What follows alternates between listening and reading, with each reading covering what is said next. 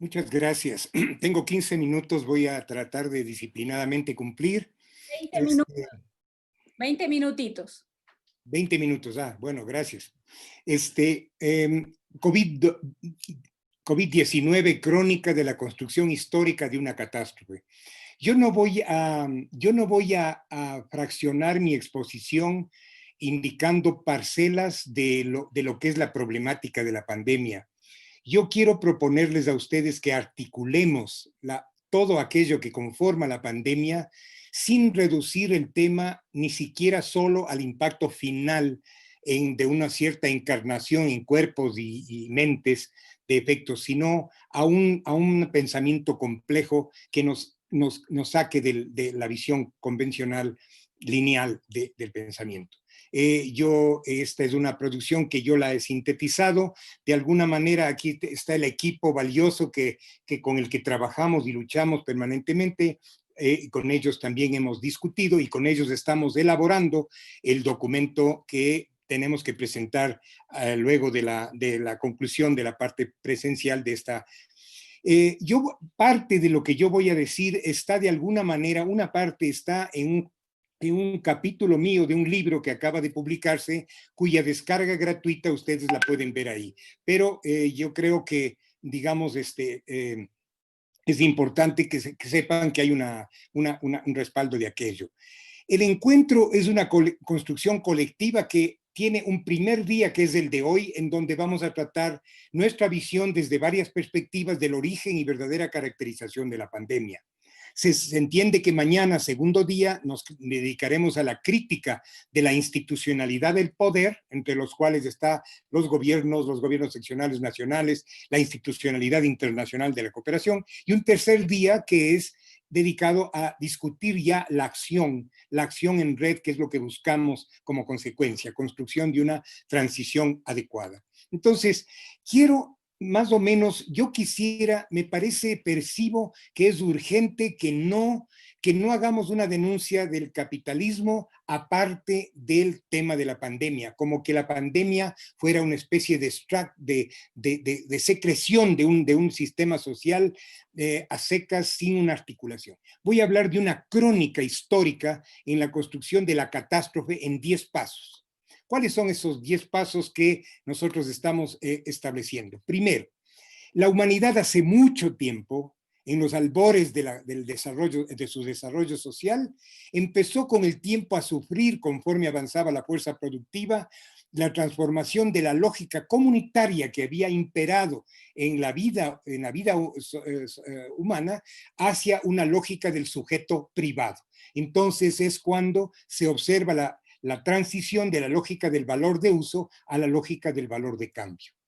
El segundo momento histórico es es el paso de la reproducción social comunitaria a la reproducción social, pero centrada ya no en la reproducción de la comunidad, de sus bienes, de sus beneficios, sino la reproducción social del sujeto privado.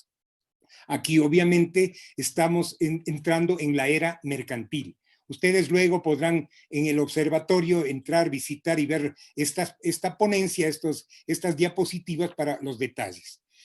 El tercer momento es el momento en el cual la producción de mercancías en el mundo mercantil simple ya no es así, sino que el capitalismo avanza, nace a ser la gran era o el tiempo de la valorización del valor. Y es cuando pasa claramente el excedente de ser un recurso colectivo a entrar en un proceso de lo que sería la acumulación privada de capital. La regla de oro de este momento histórico es el nacimiento de la realidad de la plusvalía, es decir, del aprovechamiento del plus trabajo de los seres humanos que son explotados en un entorno capitalista. El cuarto momento es el crecimiento de la acumulación privada en un cada vez más acelerado proceso donde hay una interdependencia y una articulación entre el crecimiento de la riqueza privada con el correspondiente, con el otro lado de la moneda, que es el crecimiento paralelo de la pobreza y por tanto de condiciones de vida, de modos de vivir vulnerables, de modos de vivir altamente deficientes, privados de derechos. Entonces, este es un momento en el cual empieza a despertar la búsqueda de mecanismos extractivos de extracción en la explotación de la naturaleza.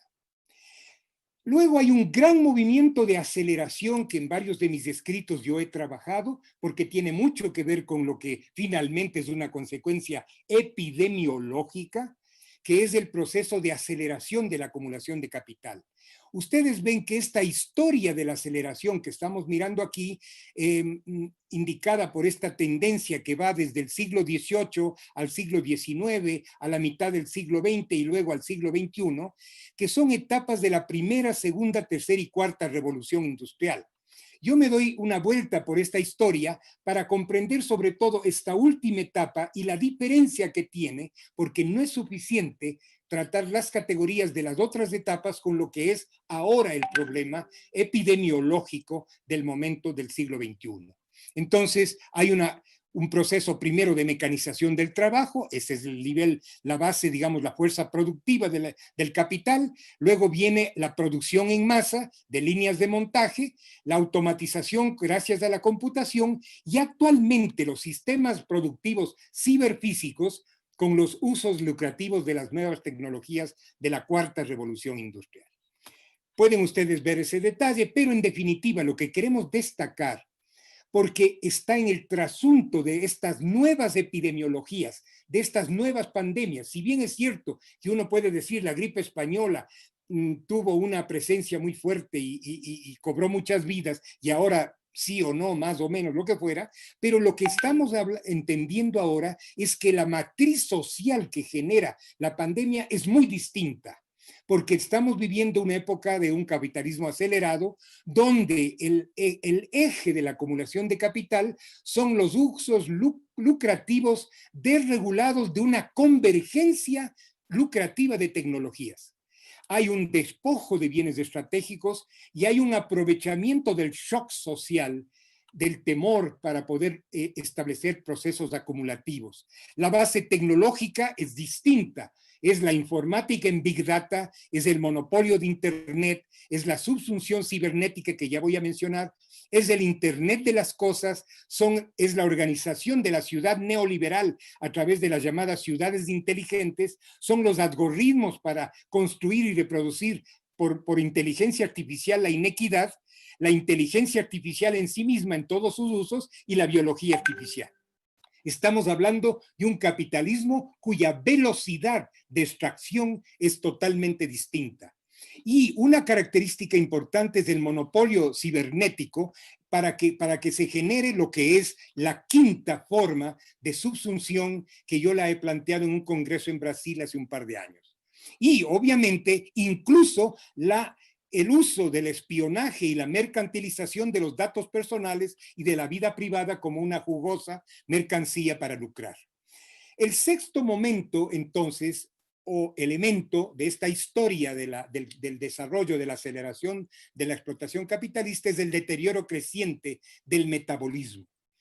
No es el mismo metabolismo, no es hoy el mismo metabolismo de antes. Ha habido una transformación histórica del metabolismo que en cada época de ese capitalismo que ha ido desarrollándose ha ido pegando, ha ido afectando 4 principios de la vida, que yo los llamo las 4 S de la vida: la sustentabilidad, la soberanía, la solidaridad y la seguridad. Nosotros tenemos desarrollado toda una operacionalización para el trabajo de campo, para la investigación, pero es importante entender que no es suficiente hablar en la ecología crítica de la sustentabilidad. No es suficiente hablar desconectadamente de la contaminación. No es suficiente hablar de los espacios ecosistémicos y de la transformación de los sistemas de vida viral o bacteriana. Tenemos que articular esto de una manera coherente o seguiremos con palabras nuevas, con categorías aparentemente nuevas, cayendo en el mismo pensamiento lineal de siempre. Y esta ayuda nos da justamente una ciencia que es indispensable para esas articulaciones, que es la epidemiología crítica y que permite articular lo que en esos impactos de las S se da a nivel de la sociedad en su conjunto, de los modos de vivir particulares territorializados, obviamente, y de los estilos de vida individuales. Son categorías que si no se las trabaja, se empieza a hacer, digamos, el mismo fraccionamiento de siempre que ha hecho el sistema cartesiano de la epidemiología. Entonces, yo no puedo quedarme en los detalles. El séptimo proceso, que es el actual bárbaro, brutal, espectacular síntoma del capitalismo acelerado, es el crecimiento exponencial de la desigualdad, de la inequidad y por tanto de la vulnerabilidad creciente de vastos sectores urbanos y rurales. Es alarmante cómo los estudios de pronóstico del crecimiento de la concentración de la renta del capital sobre el valor de la producción van a seguir creciendo hasta el año 2090 al punto que va a suceder lo que hemos dicho muchas veces. Estamos al borde de un fin de la vida planetaria. No solamente es un tema de injusticia múltiple, sino es un tema de supervivencia de la especie humana. El lucro acelerado con nuevas tecnologías es lo que nos preocupa ahora sobremanera, no solo por los impactos ecosistémicos, sino porque hay profundos replanteamientos de los modos de trabajo y de los derechos que muchas veces se esconden tras de esta convergencia de nuevas tecnologías. Firmas transnacionales de la movilidad, por ejemplo, como Uber, Cabify, que tienen 46 millones de usuarios en América Latina y en el mundo entero millones de millones, son espacios donde hay un replanteamiento del sistema de extracción de capital, donde aparentemente emprendedores independientes y libres estarían, digamos, están sujetos a condiciones de un deterioro, de una desregulación del trabajo muy grave que yo no tengo tiempo de trabajar en y que están en mi último libro que está por publicarse sobre epidemiología crítica. El octavo momento es la dominación social por la domesticación de la ciencia. Yo creo que si siempre el capitalismo tuvo la ciencia oficial del empirismo analítico, del positivismo lineal como ciencia de Estado, la ciencia de Estado ahora se ha multiplicado de una manera vertiginosa. Y estamos hablando de que, en primer lugar, se ha hecho más precisa, en cierto modo, no tanto en nuestro país, donde inclusive esto está atrasado, pero este modelo cartesiano en la cual convertimos la realidad, la fragmentamos en cosas, en factores de riesgo, estos factores de riesgo que luego son llevados a medir en una correlación con la enfermedad. Modelos matemáticos de un determinismo inductivo que hemos trabajado profundamente en la crítica a ese modelo teórico metodológico. Pero lo que importa decir es que aquí sucede la lógica del pico del iceberg. Es decir, lo que es la pandemia para el sector oficial, para la ciencia oficial del poder, es el conjunto de factores correlacionados con los embodiments, con las encarnaciones, como puede ser una presencia del virus a través de una puerta de entrada inmune y todo lo que se desencadena en la tormenta inflamatoria, etcétera, etcétera. Todos esos son elementos del pico del iceberg. Pero lo que no se deja ver es lo que explica aquello y qué es lo que está por detrás. Y a más de todo lo que es la destrucción de la naturaleza, que yo ya no insisto porque se ha hablado mucho de aquello, de las diferentes destrucciones del metabolismo natural y de la contaminación múltiple, etcétera, es que en este momento la ciencia dominante de la filosofía positivista, que es la filosofía de Estado, es aquella que se basa en algoritmos que son la filosofía de las empresas y que son la base de la inteligencia artificial. La inteligencia artificial está creando máquinas de gobernar que son programadas de acuerdo a estos llamados filósofos de las grandes corporaciones, donde en un solucionismo tecnológico se va a ir insumiendo, se va a ir metiendo la vida laboral, la vida del consumo, la vida de la cultura, la vida de la organización política en la dominación cibernética y la vida, no se diga, metabólica, y entonces empieza a haber una gobernanza algorítmica. Si nosotros nos quedamos con el discurso bonito del siglo XX en la denuncia del capital, no entendemos lo que está por detrás de estos gigantes corporativos que se están moviendo no solamente en la farmoindustria, en la generación de productos vendibles, sino en otros espacios. Entonces, esta lógica hegemónica de los algoritmos se llega a un punto también, se suma a este noveno salto que da el capital actual, que es la cultura contraria a la vida. Es decir, una cultura donde se ha desacralizado la madre naturaleza, se ha secularizado, se ha pervertido la política convertida en un negocio o en un espacio de fraudulento, delincuencial, y el extremo individualismo consumista llevado a niveles de colmo. Entonces, hay una derrota del bien común. Esa derrota del bien común nos lleva al 10º momento, que es la consolidación final de esta matriz estructural del capitalismo del siglo XXI, que está unida a un modo civilizatorio que genera la pandemia como parte de lo que yo llamo 4 jinetes del apocalipsis epidemiológica, que son, primero, la eclosión de un ciclo de pandemias, donde la COVID-19 es una de ellas, el desate y aceleración del cambio climático catastrófico, que si bien está olvidado en este momento, está postergado, pero tiene pronósticos más graves incluso que cualquier pandemia viral, la creciente exponencial reproducción de desigualdad social que llega a niveles catastróficos, y la catástrofe de la información, de la desinformación y del monopolio de la información que se está produciendo. Estos 4 elementos son fundamentales y tienen un mismo origen.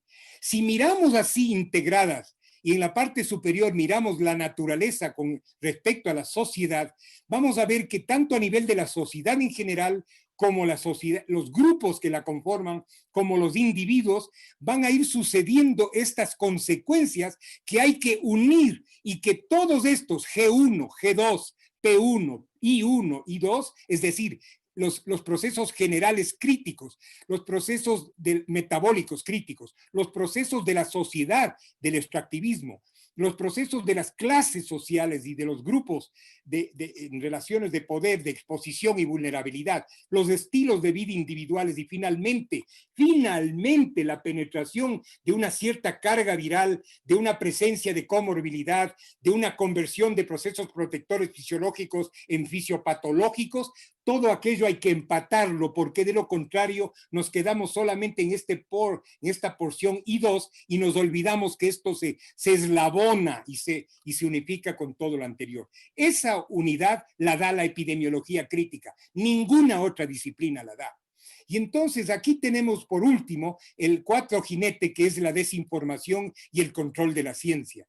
Entonces hay una desinformación que justamente es parte de esta infodemia, que no es solamente troles en redes hablando mentiras.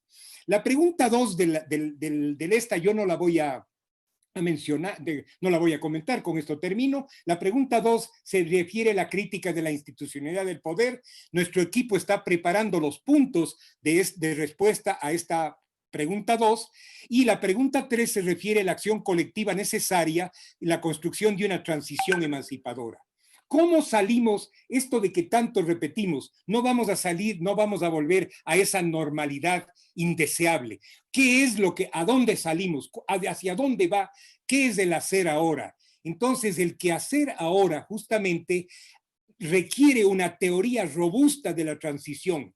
En las ciencias sociales, la teoría de la transición, y en la filosofía, la teoría de la transición es importante para juzgar nuestro quehacer, sea en la universidad, sea en los movimientos sociales.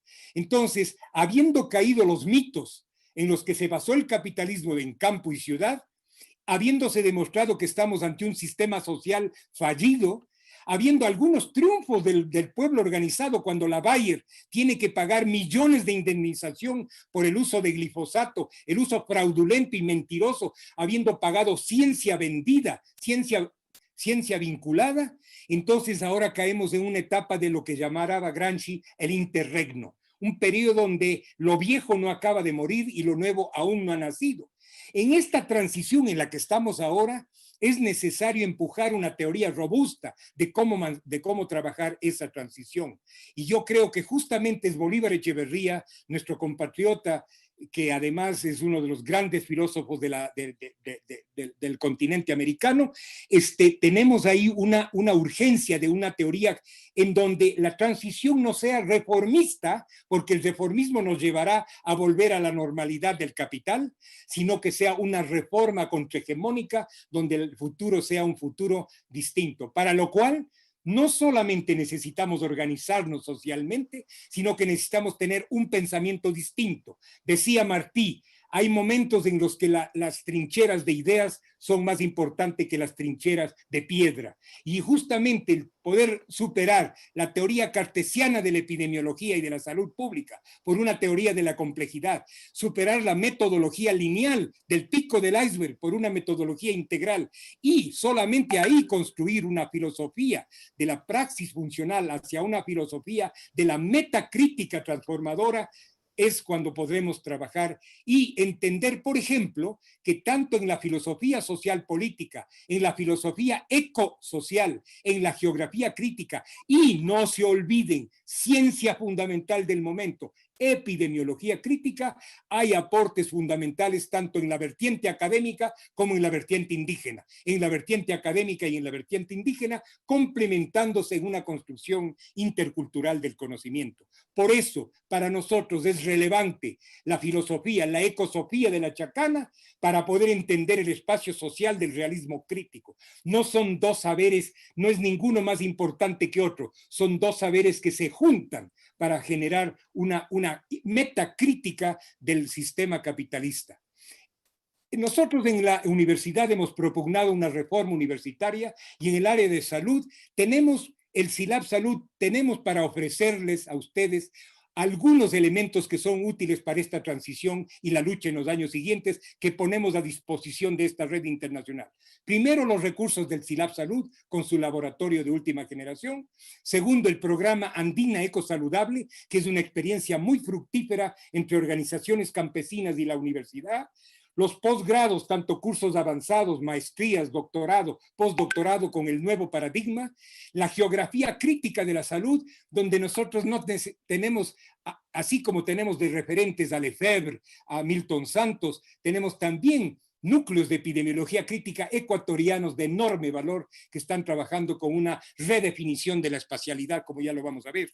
El observatorio también que ponemos a disposición de ustedes, la radio en donde el programa Quilombo, Ciencia y Resistencia de nuestro centro es justamente un espacio fundamental. Y un conjunto de publicaciones, libros, incluso sobre la pandemia, que han estado publicándose y circulando en estos días. Entonces, el programa Andina Ecosaludable, programa que junta una serie de trabajos, pero que está produciendo una transformación tanto de ferias del consumo urbano, como también de la manera de comer en la universidad, como también de esta solidaridad con organizaciones de mujeres campesinas productoras agroecológicas. Tenemos también un conjunto de líneas de trabajo y de investigación que no solamente son del SILAB, sino que son del área de salud en su conjunto, área de desechos, de ecología política y salud, área de investigación en aceleración y extractivismo, área de agroecología, sistemas alimentarios, área de geografía crítica nuestra geografía crítica con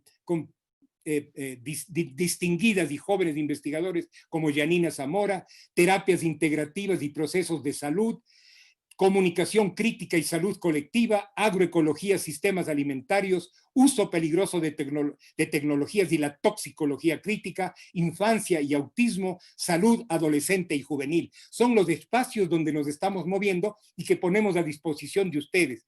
La radio Quilombo, Ciencia y Resistencia, utilizando este concepto maravilloso histórico de la quilombola brasilera o del quilombo argentino, del quilombo andino, que son los espacios afroamericanos donde se construyeron resistencias. Bueno, este es un espacio, es un quilombo de ciencia y resistencia que también pueden ustedes visitar en nuestro observatorio, entrar o por la Voz Andina Internacional en la página de la universidad para ver todos los podcasts donde tienen los programas, los audios de los programas interesantes que les puedan interesar. La geografía crítica Obviamente aquí nada más para hablar de la espacialidad del Comité de Emergencia es una espacialidad donde hay una abstracción, hay polígonos abstractos que son las jurisdicciones donde acumulan datos. Este tipo de cuestiones, más bien en un mapa interactivo, inclusive de base comunitaria, muy importante, tanto los que se está produciendo en la propia área de la universidad, como también lo muy importante, como en este caso, en la experiencia en el espacio amazónico de organizaciones que no son las nuestras, pero que son organizaciones hermanas, donde este mapeo interactivo está generando una visión desde abajo de una espacialidad real y no abstracta, no empírica. Termino con esta frase de Lefebvre. Dice él en su crítica a la vida cotidiana, algo que pesa mucho para reflexionar ahora. Dice él, y luego, sobre todo, está la nueva llegada, el pensamiento que no rehúye el horror del mundo, la oscuridad, como la que estamos viviendo, ¿no? Sino que lo mira directamente a la cara. Y así pasa a un reino diferente que no es el reino de las tinieblas. Este pensamiento se afirma mientras deambula entre ilusiones y mentiras, más allá de la verdad y el error. Si una conciencia de inevitabilidad nos gana, entonces tenemos nihilismo y la confirmación del declive. Creo yo que estas palabras potentes, así como las mil de palabras que podríamos citar de la ecosofía indígena, del pensamiento zapatista, del pensamiento andino o de la ciencia crítica de nuestras universidades, creo que es el arsenal conceptual, metodológico y práctico que oriente una vida, una correspondencia, una complementación histórica entre la academia crítica y los pueblos con sus sueños. Ese es el mensaje que nuestro grupo, nuestro colectivo les trae para este primer día del día de hoy.